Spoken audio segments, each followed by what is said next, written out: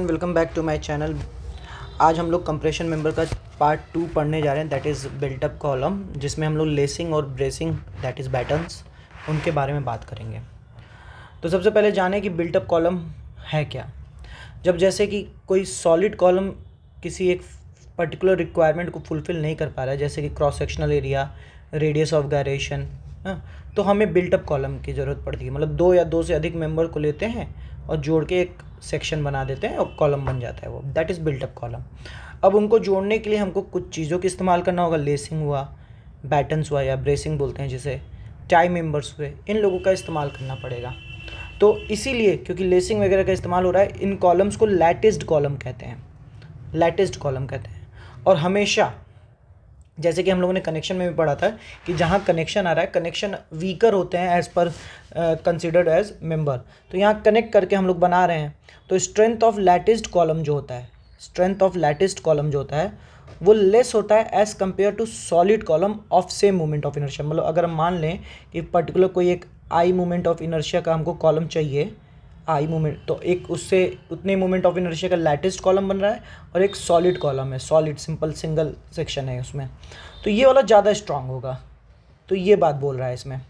दूसरी बात करें आगे, तो आगे इसमें ये है कि built up column are also used when it is required to increase the least radius of gyration. अब जैसे इसको समझने की कोशिश करिएगा, जैसे यही है, यही वाला फिगर हम ले रहे हैं, ये वाला। तो आई वाई वाई फॉर एग्जांपल हम यहाँ लिख रहे हैं कि यहाँ आई वाई वाई हमारा आई वाई वाई ज़्यादा है आई जेड जेड से, तो यहाँ रेडियस ऑफ गायरेशन भी आर वाई वाई ज़्यादा होगी। तो अगर हमें इसको इंक्रीज़ करना है, इसको आई जेड जेड को इंक्रीज़ करना है, तो इनके बीच की स्पेसिंग बढ़ा दें, स्पेसिंग बढ़ा दें और एक प्लेट की मदद से जोड़ दें यहाँ पे, तो हमारा radius of gyration, minimum radius of gyration वाला पोर्शन बढ़ जाएगा। तो वही बात बोलने की कोशिश कर रहा है कि रेडियस ऑफ गायरेशन को जब बढ़ाना होता है तो हम लोग लैटिस्ड कॉलम का इस्तेमाल करते हैं, लीस्ट रेडियस ऑफ गायरेशन को जब बढ़ाना होता है। तो अब देखिए, लेसिंग और बैटन्स और या टाई क्या होते हैं। टाई तो एक तरह से ऊपर वाले जो मेंबर लास्ट में फिट किए जाते हैं उनको टाई मेंबर कहा जाता है। जो ऊपर सबसे लास्ट में फिट किया जा रहा है उनको टाई मेंबर कहा जा रहा है। वो पोजीशन को होल्ड किया रहता है, सब पोजीशन को ही होल्ड करेंगे, लेकिन सबका एक पर्टिकुलर तरीका है।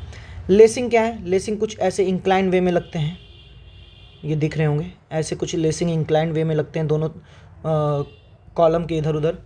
बैटन्स परपेंडिकुलर ही लगते हैं। ये लेसिंग और बैटन्स का इस्तेमाल करके हम लोग कॉलम्स को जोड़ते हैं। अब हम लोग आगे इसमें देखने जा रहे हैं कि पहले लेसिंग क्या है। अब एक चीज़ और, जैसे यहाँ देख सकते हैं कि दो चैनल सेक्शन को जोड़ा गया है, दो चैनल सेक्शन को जोड़ा गया है, यहाँ प्लेट लगा के। यहाँ दो चैनल सेक्शन इन्वर्टेड है, यहाँ एक आई दो तरफ आई सेक्शन है, उनको जोड़ा गया है। हाँ, ये चार एंगल सेक्शन है, उनको जोड़ा जा रहा है। तो ऐसे करके आप कोई भी चीज़ जोड़ सकते हैं लेसिंग और बैटन्स की मदद से। तो पहले अब हम लोग पढ़ते हैं लेसिंग। लेसिंग है क्या। तो लेसिंग हम लोग ने देख लिया कि मोटा मोटी लेसिंग जोड़ने के काम में आ रहा है। लेसिंग का काम है कि सेवरल मेंबर्स को होल्ड टुगेदर किए रहना, अपने पोजीशन में बनाए रखना। जैसे इन दोनों को अगर ये जोड़ा है तो ये अपने पोजीशन में बने रहें, लेसिंग का काम ये है। ठीक है, ओवरऑल द लेंथ, जैसे एक आई मेंबर ये है, एक आई मेंबर ये है, अब ये जोड़ते हुए जा रहा है, जोड़ते हुए जा रहा है, जोड़ते हुए जा रहा है, ओवरऑल द लेंथ जोड़ते जा रहा है। ठीक है, तो लेसिंग का काम है अपने आप को मतलब ओवरऑल मेंबर को टुगेदर होल्ड किए रहना। आगे लेसिंग को डिज़ाइन हम लोग एज अ कंप्रेशन मेंबर करते हैं। हम लोग लेसिंग को डिज़ाइन करते हैं एज अ कंप्रेशन मेंबर, लेकिन हम लोग उसको चेक करते हैं टेंशन के लिए भी कि टेंशन आ रहा है कि नहीं। इसीलिए लेसिंग आइडियलाइज होता है एज अ ट्रस मेंबर, उसमें या तो टेंशन आएगा या तो कंप्रेशन आएगा। फिर बात करते हैं, ये बैटन्स के साथ भी इस्तेमाल हो सकता है, उसके विदाउट भी। अधिकतर हम लोग डिज़ायरेबल होता है कि विदाउट इस्तेमाल करें। और बात करते हैं, हाँ, हम लोग थे लेसिंग को बैटन्स के साथ होंगे, विदाउट भी इस्तेमाल किया जा सकता है, डिज़ायरेबल होता है विदाउट। आगे बढ़ते हैं कि लेसिंग्स को कनेक्ट किया जाता है यूजिंग सिंगल रिवेट, लेकिन आप दो या दो से अधिक रिवेट का भी इस्तेमाल कर सकते हैं। वो मोर स्ट्रेंथ को देने के लिए, लेकिन अधिकतर जो डिज़ायरेबल है कि मतलब अधिकतर जो यूज़ में आता है वो सिंगल रिवेट्स की मदद से हम लोग लेसिंग्स को कनेक्ट करते हैं। लेसिंग कॉलम जो होती है उसका radius of gyration cross section का normal to the plane of lacing should not be less than radius of gyration about axis of. अब ये चीज़ समझने के लिए हमको थोड़ा लेसिंग का फिगर देखना होगा कि जैसे देखिए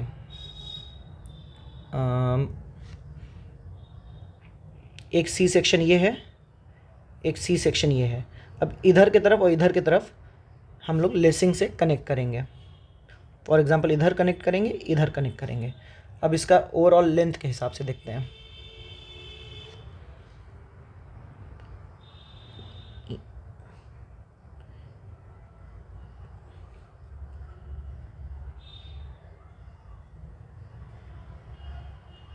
हाँ, तो ये है। तो अब लेसिंग कुछ ऐसे कनेक्ट हुई, ऐसे कनेक्ट हुई, ऐसे कनेक्ट हुई, ऐसे कनेक्ट हुई, ऐसे कनेक्ट हुई। ये 1 2 3 4 5 लेसिंग मेंबर्स से इसको कनेक्ट किया गया है। ठीक है, तो अब देखो, अब 2 प्लेन यहाँ पे बन रहे हैं। अगर हम क्रॉस सेक्शन यहाँ पे देख रहे हैं, एक एक्सिस बन रही है ये और एक एक्सिस बन रही है ये। ठीक है, अगर मैं बोलूँ ये जेड जेड एक्सिस है, ये वाई वाई एक्सिस है। ठीक है, ऊपर वाले में फिगर में देख लीजिए। अच्छा, ऊपर वाले में ये जेड मांगना है। चलिए ठीक है, मैं बना दे रहा हूँ यहाँ पे।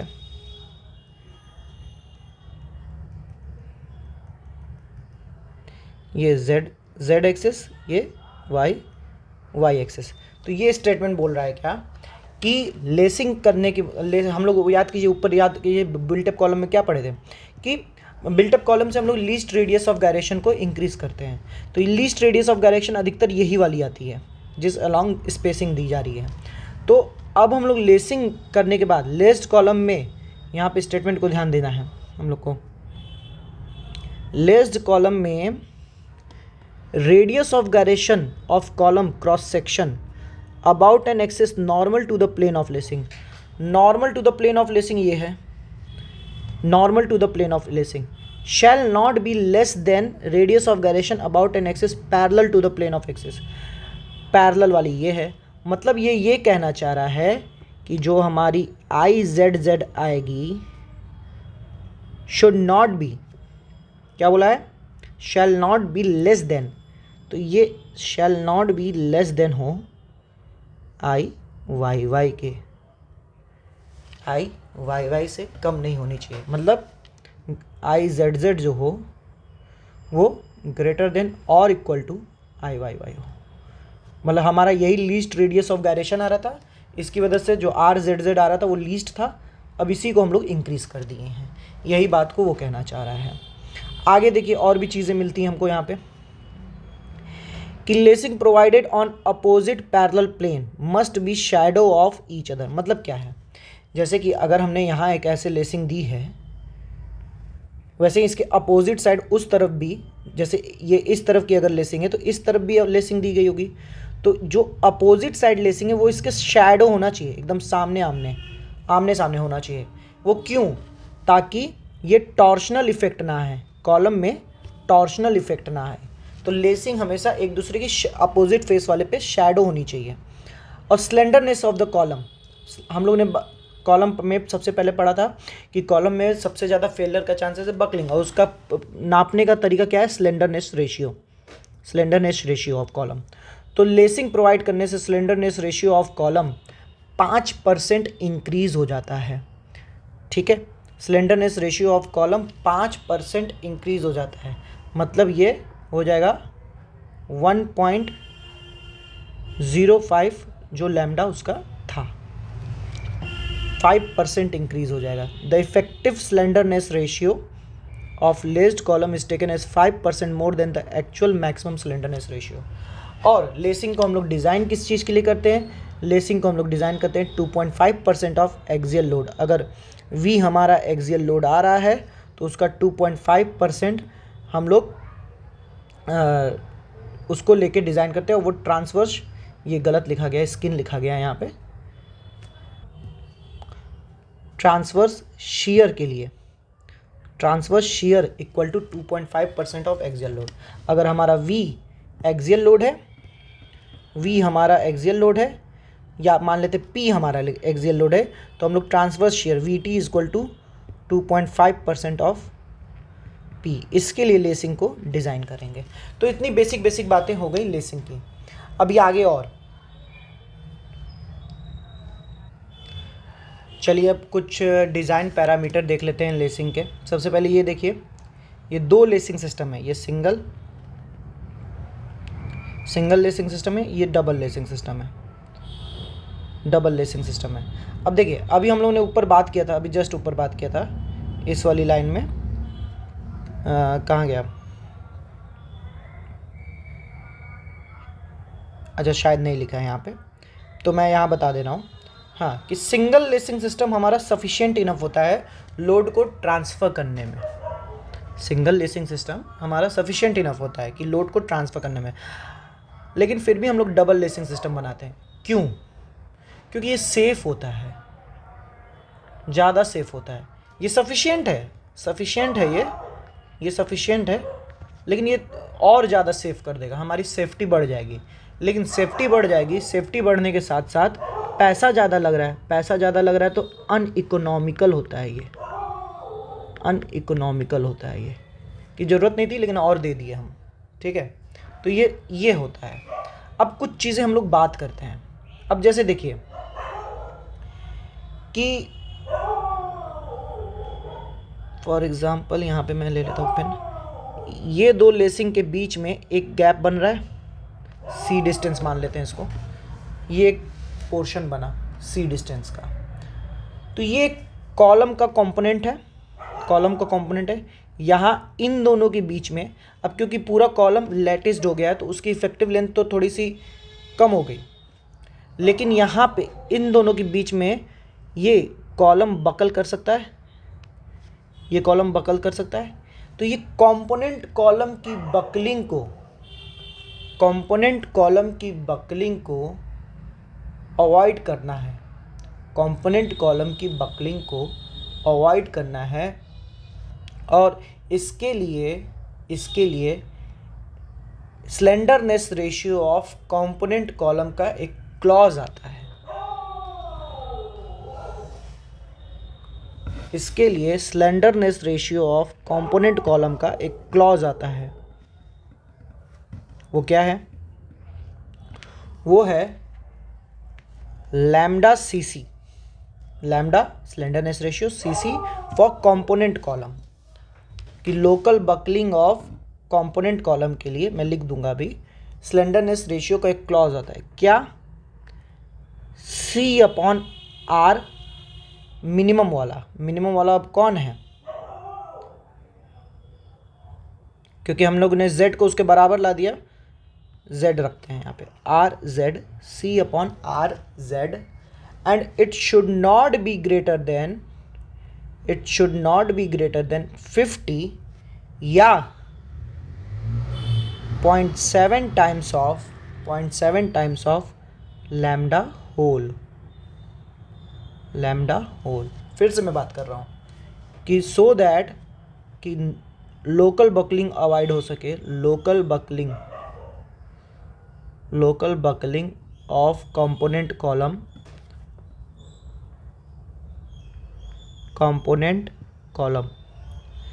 इसको अवॉइड करने के लिए स्लेंडरनेस रेशियो ऑफ कंपोनेंट वाला समझ गए ना, ये वाला पोर्शन कंपोनेंट की तरह बात कर रहा हूँ मैं, ठीक है। Slenderness ratio of component column की बात आती है, lambda CC is equal to C/RZ, where RZ is the radius of gyration about the least moment of inertia, मतलब लीस्ट रेडियस ऑफ गायरेशन, एक तरह से समझ लीजिए, C/RZ, and it should not be greater than 50 और 0.7 lambda whole, ठीक है। इन दोनों से वो बड़ा नहीं होना चाहिए, ठीक है। अब अगली बात क्या आती है? अगली बात आती है कि भैया ये जो लेसिंग हम ऐसे टेढ़ा एढ़ा दे रहे हैं, ये तो कुछ वर्टिकल से एंगल बना रहा होगा। हाँ, बना रहा है। तो कितने एंगल पे रखेंगे, तो उसका भी क्लॉज है, उसका भी क्लॉज है कितने एंगल पे रखेंगे। चलिए बात करते हैं उसके क्लॉज के बारे में, कि जैसे अगर मैं बोल लूँ, थोड़ा थिकनेस ऑफ पेन को मैं छोटा करूँ, जैसे मैं बोलूँ कि ये अगर थीटा है, ये अगर थीटा है, तो ये थीटा कितना होना चाहिए, ये थीटा कितना होना चाहिए। अब आप लोग खुद थोड़ा दिमाग लगाइएगा, थोड़ा सोचिएगा कि अगर मैं ये थीटा को 90 कर दूं तो ये मेंबर ऐसे हो जाएगा, इससे बनाने की कोशिश करता हूँ, ये मेंबर ऐसे हो जाएगा, तो क्या ये लेसिंग रह गया, अब ये लेसिंग नहीं, अब ये बैटन हो गया, ब्रेसिंग हो गया, बैटन हो गया। तो 90 तो कर नहीं सकते, ठीक है, मतलब बहुत ज़्यादा परपेंडिकुलर कर नहीं सकते, ठीक है। अगर मैं थीटा को कम रखूँ, ठीक है, कम रखूँ, तो ये लेंथ कुछ ऐसे यहाँ जाएगी, फिर यहाँ से कुछ, तो ये सी की लेंथ बढ़ जाएगी। थीटा को कम रखोगे तो ये सी की वैल्यू बढ़ जाएगी, सी की वैल्यू बढ़ेगी तो लैम्डा बढ़ेगा, स्लेंडरनेस रेशियो बढ़ जाएगा, स्लेंडरनेस रेशियो बढ़ जाएगा तो लोकल बकलिंग के चांसेस और ज़्यादा बढ़ जाएंगे। तो ज़्यादा भी नहीं रख सकते, कम भी नहीं रख सकते, ज़्यादा भी नहीं रख सकते। कम रखेंगे तो सी बढ़ रहा है, ज़्यादा रख रहे हैं तो वो ब्रेसिंग के कैटेगरी में आ जा रहा है, वो ब्रेसिंग के कैटेगरी में आ जा रहा है। तो इसकी कितनी वैल्यू रखें, तो इसके लिए क्लॉज आता है दूसरा क्लॉज थीटा के लिए, कि थीटा की जो वैल्यू होगी 40 डिग्री से ज़्यादा एंड 70 डिग्री से कम, इवन 40 डिग्री पे इक्वल टू साइन नहीं रहता, 70 डिग्री से कम एंड 40 डिग्री से ज़्यादा, 90 हो नहीं सकता, 90 हो नहीं सकता। तो थीटा की वैल्यू 40 से ज़्यादा 70 से कम। कई जगह होता क्या है कि पूछ देता है मोस्ट एफिशिएंट, एक दो क्वेश्चन में मैंने पाया है कि मोस्ट एफिशिएंट 40-70 वाला ऑप्शन नहीं दिया रहता है। मोस्ट एफिशिएंट एंगल क्या होगा, मोस्ट एफिशिएंट एंगल ये जान लीजिए 35 से 45, ये कहीं कहीं पे क्वेश्चन मिला है इसलिए मैं बता रहा हूँ। मोस्ट एफिशिएंट एंगल 35 से 45, लेकिन ये याद रखे रहिएगा कि हमारा 40 से ज़्यादा हो 70, अगर जनरली पूछा है कहीं तो। अधिकतर मैंने यही क्वेश्चन पाया है 40 से 70, लेकिन एक दो क्वेश्चन में मैंने पाया मोस्ट एफिशिएंट, उसमें ये 40 से 70 वाला ऑप्शन नहीं मिल रहा था। तो 35 से 45 ये याद कर लीजिएगा, मतलब याद क्या, ये वाला याद रखिए, ये कहीं मिला तो देख लीजिएगा, ठीक है। तो ये थीटा की बात हो गई। 40 से कम रखेंगे तो सी की वैल्यू इंक्रीज़ हो जाएगी, सी की वैल्यू इंक्रीज़ होगी तो लोकल बकलिंग हो जाएगी, 40 से कम पे। और 70 से ज़्यादा रख दिए तो 70 से ज़्यादा रख देंगे तो हमारा क्या कहते हैं, वो ब्रेसिंग की तरह बिहेव करने लगेगा। तो ये बात हो गई। अब बात करते हैं डिज़ाइन, कुछ लेसिंग कितना चौड़ा होना चाहिए, क्या होना चाहिए, ये सब। तो अगर हम मान लें कि theta equal to 45 degree, assume, आप कुछ और थीटा मान के अज्यूम कर लेना, हम 45, क्योंकि थोड़ा कैलकुलेशन इजी हो जाता है।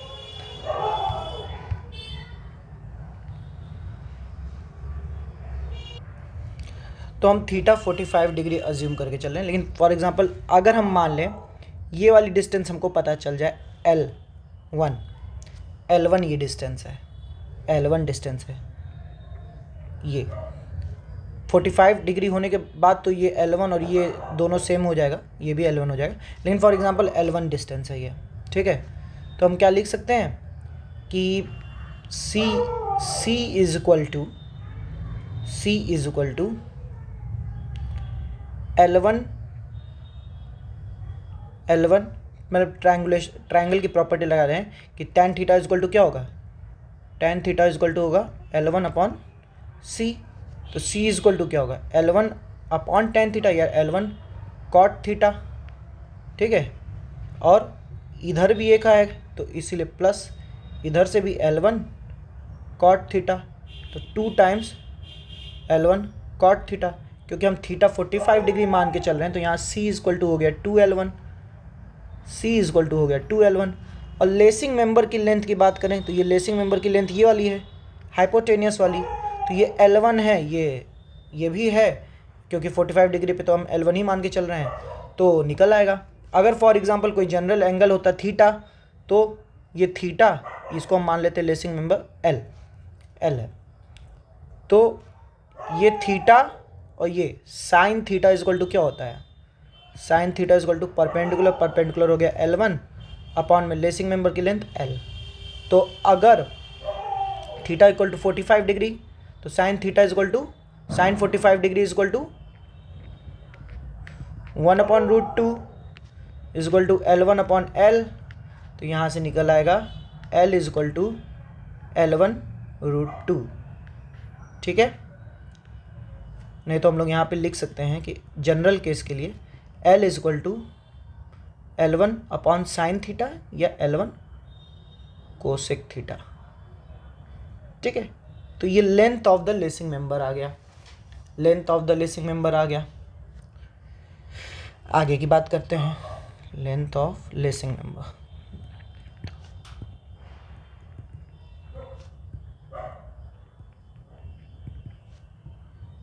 हो सकता है आप लोगों को थोड़ा नॉइज़ आ रहा हो, क्योंकि आज मेरे एरिया में देव दीपावली है और इसकी वजह से थोड़ा हल्ला है, तो इग्नोर करिएगा, कंसंट्रेट करिएगा मेरी आवाज़ पे।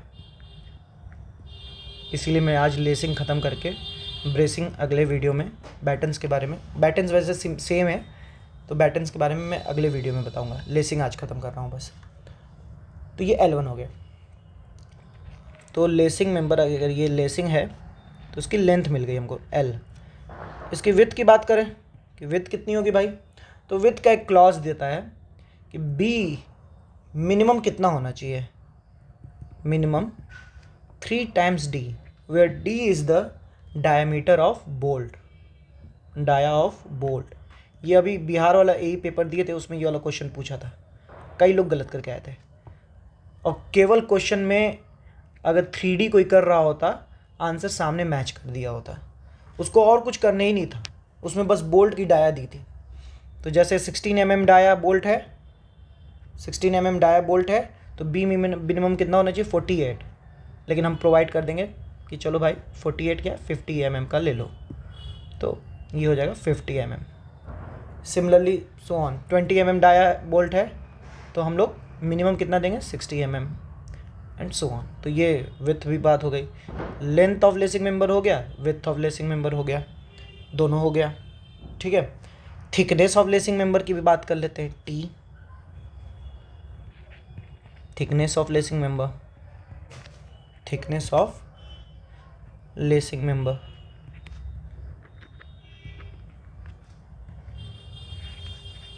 अब इसमें 2 क्लॉज है, फॉर सिंगल लेसिंग सिस्टम देखा था हम लोग ने, single lacing system, double lacing system, single lacing and for double lacing.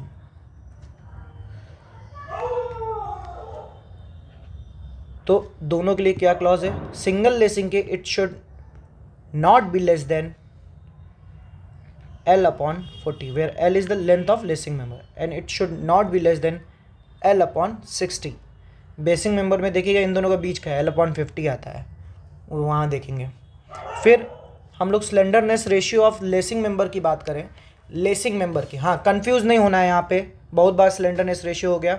सबसे पहली स्लेंडरनेस रेशियो कहाँ आई थी, यहाँ आई थी कि हम लोग 5% बढ़ा रहे हैं, तो ये लैम्डा होल के लिए था कि लैम्डा होल जो है 5% इंक्रीज होगा। ठीक है, पहला यहाँ आया था। दूसरा आया कंपोनेंट कॉलम में, कंपोनेंट कॉलम स्टिल अभी भी हम लोग कॉलम का पोर्शन की बात कर रहे हैं, इसकी स्लेंडरनेस रेशियो बात कर रहे हैं, ये कंपोनेंट कॉलम। ठीक है, कंपोनेंट कॉलम का आया कि 50 या 0.7 लैम्डा होल, इन दोनों से ज़्यादा नहीं होना चाहिए। ठीक है, अब तीसरा स्लेंडरनेस रेशियो, अब यहाँ पे slenderness ratio of lacing member. अब लेसिंग मेंबर की बात आ रही है, अभी तक लेसिंग मेंबर की वजह से कुछ जो कॉलम में आ रहा था वो देखा जा रहा था, अब लेसिंग मेंबर की बात आ रही है, तो इसकी आती है lambda LM should not be greater then 145। और ये बहुत इंपॉर्टेंट है, क्वेश्चन में बहुत पूछता है ये 145। लेसिंग मेंबर में 145 से ज़्यादा स्लेंडरनेस रेशियो लेसिंग मेंबर का नहीं होना चाहिए। ठीक है, हम लोग जानते हैं कि ये अगर लेसिंग मेंबर है,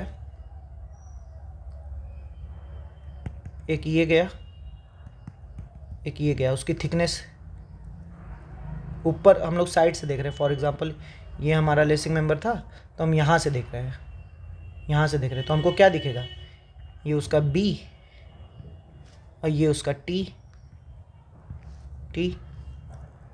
तो अगर दोनों RZZ निकालें और RYY निकालें तो हमें मिनिमम RZ ही मिलेगा।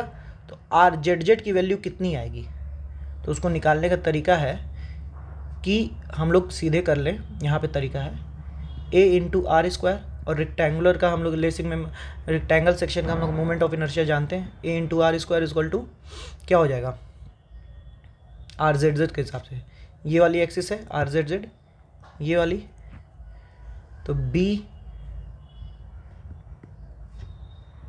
Into T cube divided by 12। और एरिया क्या होगा, एरिया होगा BT into RZ square equal to B into T cube by 12। यहाँ से B गया, T से एक T जाएगा तो ये T स्क्वायर हो जाएगा, ये T स्क्वायर हो जाएगा। तो यहाँ RZZ की वैल्यू निकल के आती है, RZZ की वैल्यू निकल के आती है T/√12। ये भी एक क्वेश्चन में पूछा, मुझे एग्ज़ाम नहीं याद आ रहा, बट ये मैं एक क्वेश्चन पाया हूँ, कहीं ना कहीं पूछा है ये। तो यहाँ से हमको RZZ radius of gyration of lacing member about least radius of gyration of lacing member हमको मिल गया। ठीक है, ये हो गया T/√12। अब आगे, अब हमारे में लास्ट में आता है effective length of lacing member. तो अब देखिए लेसिंग मेंबर कैसे कनेक्टेड है उसके हिसाब से इफेक्टिव लेंथ निकल के आती है। 3 तरीका है, फिगर बना देता हूँ मैं। हाँ, तो effective length of lacing member में हम लोग को देखना है कि लेसिंग मेंबर कनेक्टेड कैसे है। पहला केस ये कि एक lacing member single lacing member और सिंगल बोल्ट से कनेक्टेड है। तो यहाँ पे के केस में L effective equal to 1 time L होगा, जो L निकल के आया लेसिंग मेंबर का, स्मॉल L से हमने डिनोट किया तो L होगा। अगर कुछ ऐसा है डबल लेसिंग है तो L इफेक्टिव 0.7 L। और अगर लेसिंग को वेल्ड किया गया है, वेल्डिंग की गई है, यहाँ से वेल्डिंग की गई है, वेल्डिंग है, तो यहाँ पे हो जाएगा अगेन L इफेक्टिव 0.7 L। अब ऐसे एक ट्रिक याद कर लीजिए, इस केस को छोड़ के, इस वाले केस को छोड़ के बाकी सब में 0.7 L है। इवन अगर कहीं लिख दे कि single lacing member with more than 1 bolt तो 0.7 L। ठीक है, अब लास्ट पोर्शन पे आते हैं हम लोग लेसिंग मेंबर पे। लेसिंग मेंबर तो डिज़ाइन होता है कंप्रेसिव फोर्स के लिए, ठीक है, कंप्रेसिव फोर्स के लिए, और टेंशन मेंबर पे टेंशन के लिए चेक होता है। डिज़ाइन किसके लिए होता है, डिज़ाइन होता है, ये भी क्वेश्चन पूछता है किसके लिए डिज़ाइन होता है, किसके लिए चेक, कंप्रेसिव फोर्स के लिए, और चेक किसके लिए होता है, टेंशन के लिए। ठीक है, और कितने एक्सियल स्ट्रेस के लिए, VT equal to axial transverse shear force equal to transverse shear force equal to transverse shear force equal to 2.5% of axial load, 2.5% of axial load. ठीक है, इसको मैं ये भी लिख सकता हूँ 2.5% को